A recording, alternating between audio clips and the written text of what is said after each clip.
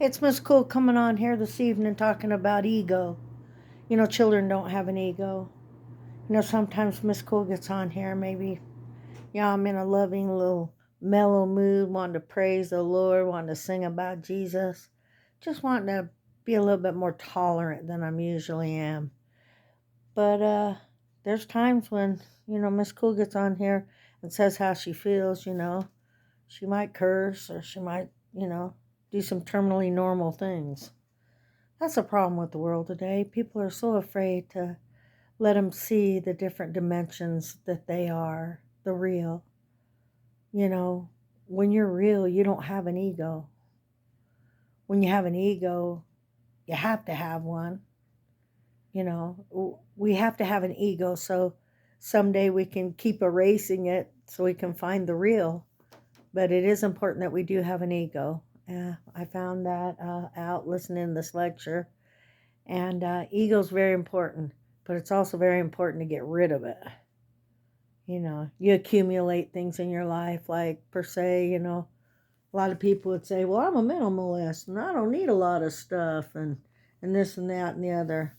Well, is it okay somebody else does? Is it okay somebody else maybe wants to surround themselves with art or things that they're comfortable with? It's just different for everybody. I can tell you where everything is, but I like my art. I like to be surrounded with my paintings, whether, it's my therapy or not.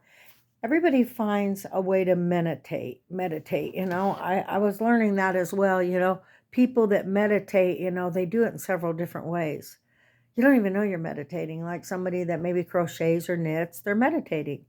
Someone that paints, they're meditating.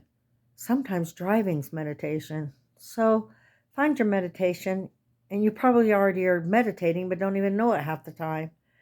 Something that relaxes you, something that has nothing to do at all with ego, because that would be the best. Because your ego, like I said, is great, and I have like the Miss Cool name, though I got it when I was like 14 in California, in Pasadena, my son's father's friend named me Miss Cool on not Colorado Boulevard. We were up in Pasadena where I used to live up on Washington Boulevard. And there was a painter there that said, boy, she's Miss Cool. I used to go around dancing, kind of like I still do today.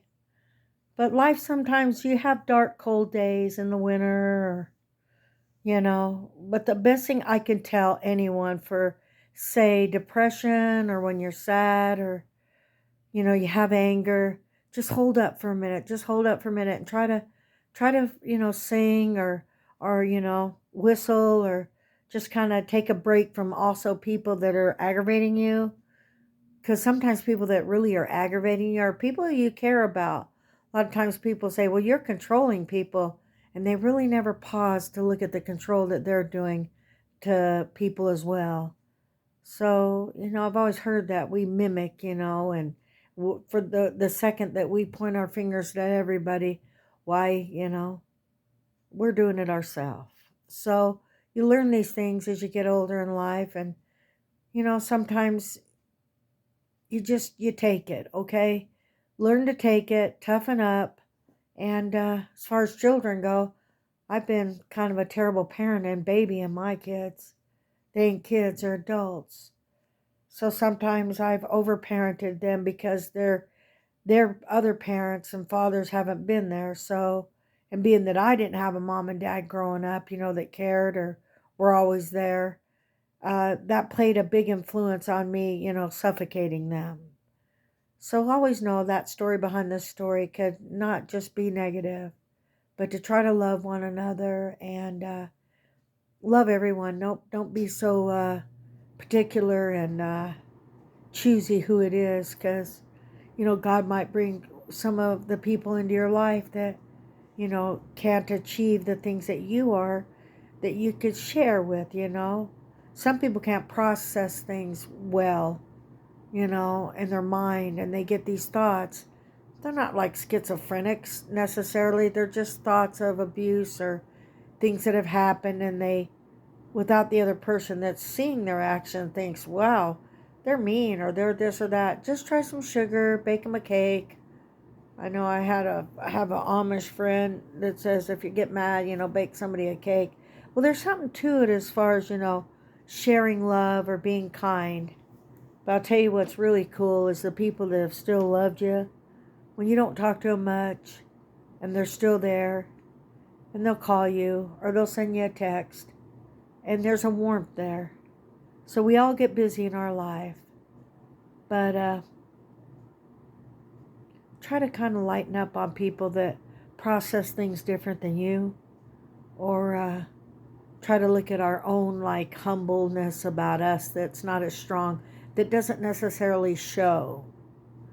Try to look for the strength in others, because I know if I do that, then I can find the strength in me, and of course that helps me to open up and be able to share it. Because why not have a resource of strength, a resource of like in the moments in your life that were really important and you were there for people.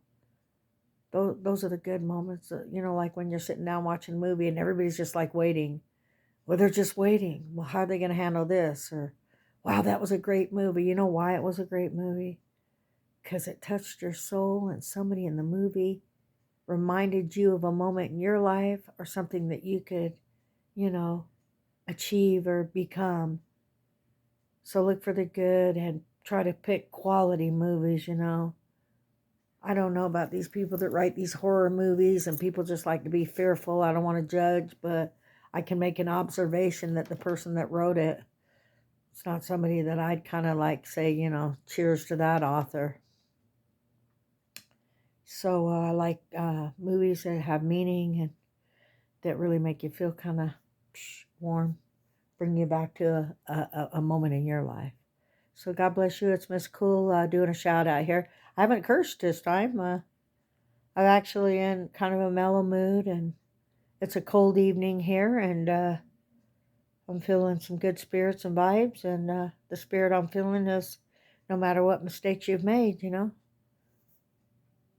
you learn from them, don't you? You just don't continue down that path. You take the shortcuts and take that shortcut. Follow your heart. Be quick to forgive yourself, because it can cause anger if you don't forgive yourself. And it can cause resentment within yourself, and it can cause you to actually be an overachiever and things that people really aren't concerned about. You're just doing it to try to heal yourself.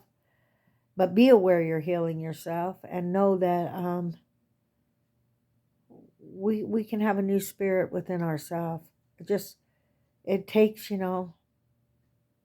accountability and to be open with it. So sometimes I want to laugh and just joke or get angry or say different things. But this evening it's kind of a quiet night to reflect.